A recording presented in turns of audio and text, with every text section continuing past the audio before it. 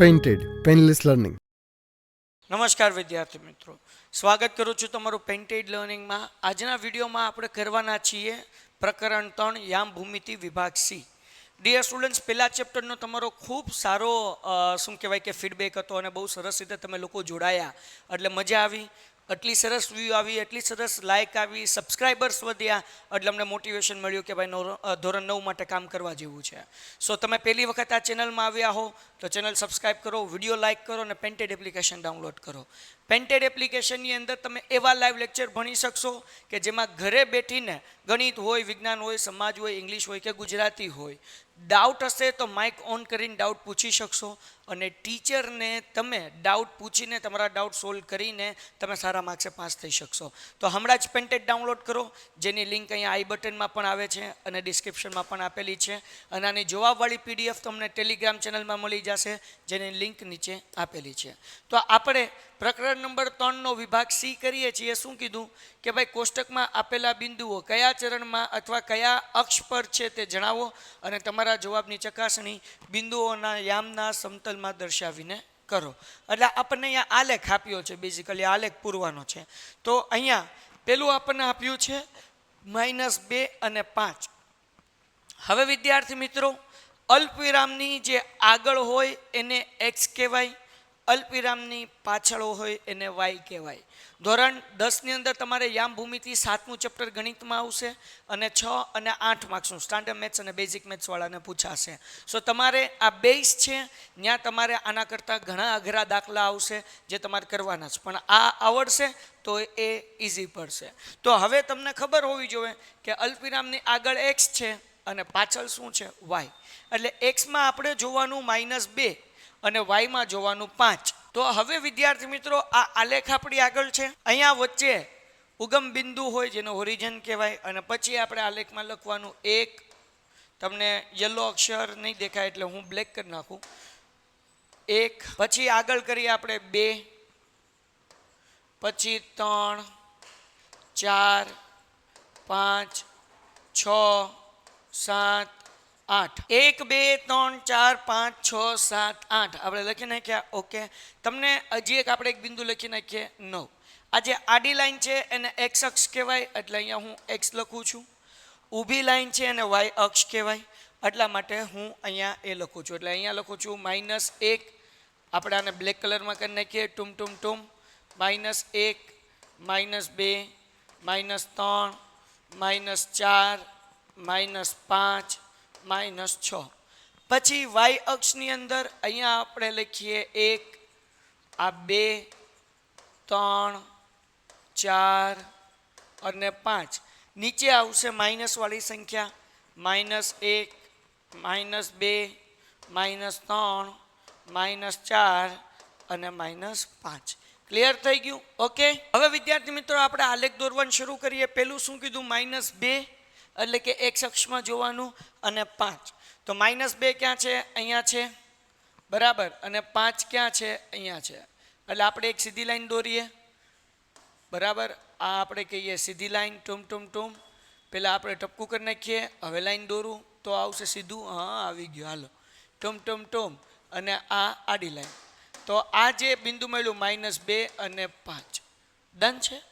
આલેખની અંદર વિદ્યાર્થી મિત્રો આને આપણે પ્રથમ ચરણ કહેશું, આને આપણે દ્વિતીય ચરણ કહેશું, આ તૃતીય ચરણ અને આ ચતુર્થ ચરણ, બરાબર. આ યાદ રાખવાનું.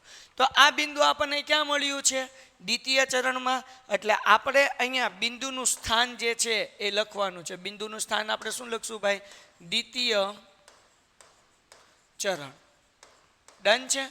પછી આપણે બીજું બિંદુ જોઈએ, 3 અને 4. તો 3 એ x અક્ષનું બિંદુ, અહીંયા છે 3, અને 4 ક્યાં છે? તો કે અહીંયા. તો હવે આપણે શું કરશું? અહીંયા એક સરસ મજાની લાઈન ડ્રો કરશું. ઓકે, ટૂમ એક આડી લાઈન, હાલો ભાઈ, એક ઊભી લાઈન. ઓકે, અહીંયા આપણે નામ લખી દઈએ 3 અને 4. અહીંયા આપણે લખી નાખીએ 3 અને 4. ઓકે, કયા ચરણમાં આ બિંદુ મળ્યું? પ્રથમ ચરણમાં મળ્યું, એટલે આપણે અહીંયા લખી નાખીએ ભાઈ પ્રથમ ચરણ. શું લખીશું? પ્રથમ ચરણ. હાલો, ક્લિયર થઈ ગયું. પછી 5 અને 0. તો 5 એ એક્સમાં છે સમજો અને 0 વાય અક્ષમાં. તો જુઓ 5 અહીંયા છે ને. ઓકે, આને આપણે આમ કરી નાખીએ ટૂમ ટૂમ ટૂમ. અહીંયા હું બ્લેક કલરથી કરી નાખું એટલે કન્ફ્યુઝન ન થાય. કન્ફ્યુઝન હે એ ગીત આપણે ગાવું ન પડે. ટૂમ ટૂમ ટૂમ ટૂમ ટૂમ. ઓકે હાલો, તો જુઓ બેટા અહીંયા મેં 5 કર્યું છે બરાબર ને. હવે 5 અને વાયમાં શું કીધું? 0 કીધું. 5 અને 0. તો હવે જરાક જુઓ ધ્યાનથી. 5 તો એક્સ અક્ષમાં અહીંયા મળી ગયું ભાઈ. 5 આ મળી ગયું. ટૂમ ટૂમ ટૂમ ટૂમ ટૂમ ટૂમ ટૂમ ટૂમ. અને 0 તો વાય અક્ષમાં 0 કીધું એટલે બિંદુ આપણને અહીંયા જ મળશે બરાબર ને, કારણ કે વાયમાં શું કીધું? 0. તો અહીંયા આપણે લખી નાખવાનું 5 અને 0. ઓકે, આ બિંદુ ક્યાં મળ્યું? તો બિંદુ એક્સ અક્ષ ઉપર મળ્યું. તો અહીંયા આપણે લખવાનું એક્સ અક્ષ. શું લખવાનું ભાઈ? એક્સ અક્ષ. બિંદુનું સ્થાન શું છે? એક્સ અક્ષ બરાબર. હાલો આગળ. હવે વિદ્યાર્થી મિત્રો એના પછી આપણને કીધું 3 અને -2. ઓકે, ક્યાં છે 3? એક્સ અક્ષમાં 3 અહીંયા છે સાહેબ. ઓકે, -2 ક્યાં? અહીંયા. એટલે આપણે દોરી એક લાઈન ઊભી. ડુમ ડુમ ડુમ. એક દોરી આડી. ટુમ ટુમ ટુમ. અહીંયા લખી નાખીએ 3 અને -2. શું લખવાનું છે? 3 અને -2. ઓકે, કયા ચરણમાં મળ્યું? ચતુર્થ. તો આપણે લખી નાખીએ ભાઈ ચતુર્થ ચરણ. લખી નાખીએ ચતુર્થ ચરણ. ઓકે હાલો ક્લિયર. આગળ વ્યા જઈએ. એના પછી ભાઈ ટુમ ટુમ ટુમ ટુમ ટુમ. ઓકે, એના પછી શું કીધું? 0 અને -4. તો ભાઈ જુઓ આપણને કીધું 0 એક્સ અક્ષ ઉપર 0 વચ્ચે હોય, વાયનો 0 વચ્ચે હોય. અને કીધું -4. -4 ક્યાં છે? અહીંયા છે. તો 0 અને -4 એટલે આ બિંદુ આપણને અહીંયા જ મળશે. એટલે અહીંયા હું લખી નાખું 0 અને -4. તો બિંદુ કોના ઉપર મળ્યું? વાય અક્ષ ઉપર. એટલે આપણે અહીંયા બિંદુનું સ્થાન લખવાનું હોય વાય અક્ષ. શું લખવાનું? વાય અક્ષ. એના પછી -1 અને -5. તો એક્સ અક્ષ ઉપર -1 અહીંયા છે અને -5 ક્યાં છે? અહીંયા. એટલે મીન્સ કે આપણે અહીંયા લેવું પડે બરાબર ને. સોરી, અહીંયા નહીં ભાઈ, અહીંયા. Dome dome dome. -1 અને 5. તો આ જે છે ને 0 અને 4 એ હું આ બાજુ લખી નાખું. ટુમ ટુમ ટુમ ટુમ ટુમ. અહીંયા લખી નાખું 0 અને -4.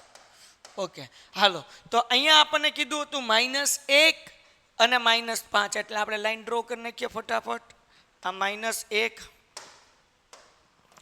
અને આ 4. અહીંયા લખી નાખીએ -1 અને -5. સોરી, 4 બોલાઈ ગયું. તો આ કેટલામાં આપણને ચરણમાં મળ્યું આવડું આ બિંદુ?